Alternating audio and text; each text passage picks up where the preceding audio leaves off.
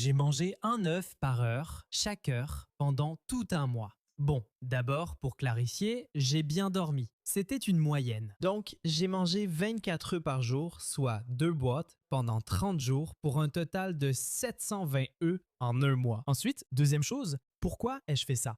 En mettant de côté le fait que je suis un peu fou, mais pas sans raison en général. Eh bien, à 10%, j'ai fait ça simplement parce que j'aime les œufs. 20% de la raison, c'était pour les jeux de mots et blagues sur les œufs que je glisserai dans la vidéo. Saurez-vous repérer les 7?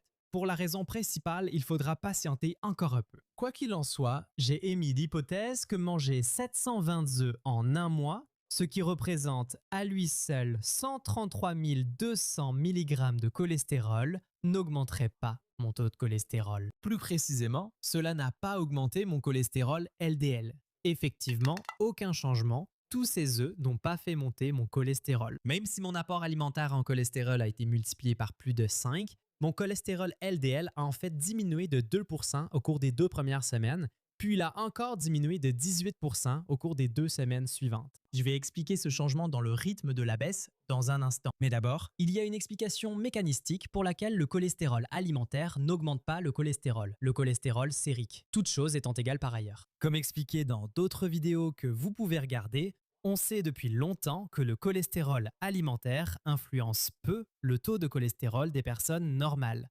Mais ce n'est que récemment qu'on a compris le mécanisme. En résumé, lorsque vous consommez du cholestérol, il se lie à des récepteurs sur les cellules intestinales, stimulant la libération de l'hormone cholécystokinine. Et la cholécystokinine se lie à son récepteur sur le foie, appelé GPR146, et cela inhibe la synthèse endogène de cholestérol par le foie. Donc, les choses s'équilibrent et l'homéostasie est maintenue. Pour en savoir plus sur ces données, encore une fois, regardez cette vidéo. C'est une science passionnante, et cela va certainement vous retourner le cerveau. Pourquoi mon LDL est-il resté stable pendant 2 semaines, puis a chuté d'environ 18% lors des 2 suivantes?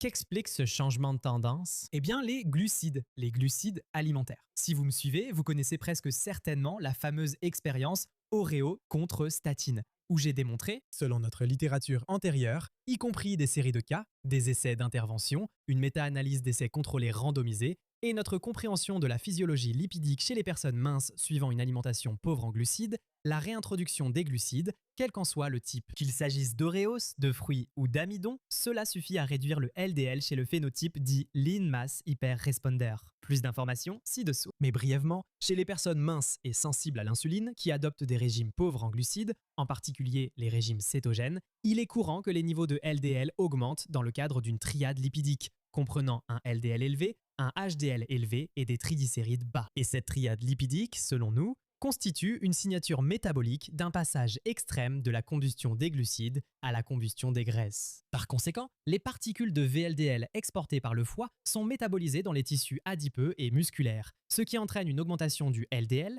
une augmentation du HDL et des triglycérides bas. Encore une fois, consultez le contenu ci-dessous pour en savoir plus à ce sujet. Mais réintroduire des glucides réduit le besoin d'une augmentation du transport lipidique systémique via le système du cholestérol. Et ce phénotype, à savoir un LDL élevé, un HDL élevé et des triglycérides bas, disparaît et le LDL diminue. Autrement dit, pour le dire très simplement, réintroduire des glucides peut faire baisser le LDL, du moins chez ces hyper-répondeurs à masse maigre. Et oui, n'importe quel glucide net fonctionneront. Dans ce cas, j'ai principalement choisi des fruits et une dose modérée, seulement 60 g de glucides nets pour les 2 dernières semaines. J'ai inclus des bananes, myrtilles, fraises et quelques cerises surgelées que j'ai trempées dans du beurre de macadamia car j'adore ça. Bref, j'ai choisi cette dose, la dose de 60 g, par curiosité, parce que je savais que 60 g par jour ne suffirait pas pour inverser totalement mon phénotype de lean mass hyper-responder et faire baisser mon cholestérol LDL à des niveaux dits normaux, ce qui est environ 90 mg par décilitre pour moi quand je suivais un régime américain standard avant de passer au keto. Mais je me suis dit que 60 g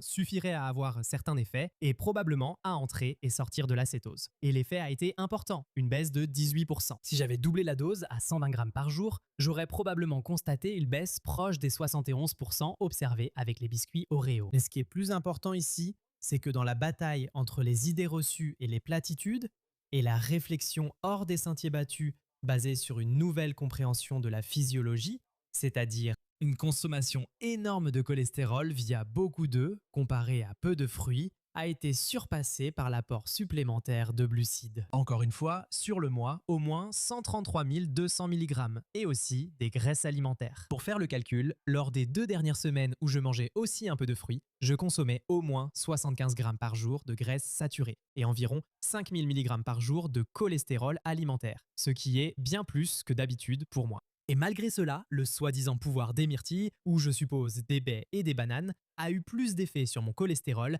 et l'a fait baisser de 18%. Maintenant, je me rends compte que cette vidéo n'est pas totalement autonome, dans la mesure où je ne me suis pas trop penché sur le modèle énergétique des lipides et la physiologie qui prédit cette réponse. Vous pouvez encore consulter plus de contenu ci-dessous. Mais il y a une raison à cela. Ce qui m'amène à la raison de cette vidéo. Ce que vous constaterez sans surprise, c'est que les messages plus extrêmes vont plus loin. Ils deviennent des mèmes. Ils peuvent se propager d'eux-mêmes et diffuser un message. Malheureusement, les messages sur les réseaux sociaux, en particulier dans le domaine de la diététique, sont souvent superficiels ou creux. Mais sous leur meilleure forme, je pense qu'ils peuvent servir de provocation intellectuelle pour rassembler les gens, à condition que ces personnes soient prêtes à écouter les mots prononcés et les arguments réellement avancés. Lorsque vous allez un peu plus loin, au-delà de l'emballage, au-delà du carton, au-delà de l'étagère, j'ai trouvé cette approche de provocation légitime utile, débutant par l'étude Oreo contre statine, qui était pour moi une sorte d'expérience sociale. Et aussi ridicule que cela puisse paraître, cela a attiré l'attention non seulement d'un grand nombre de personnes,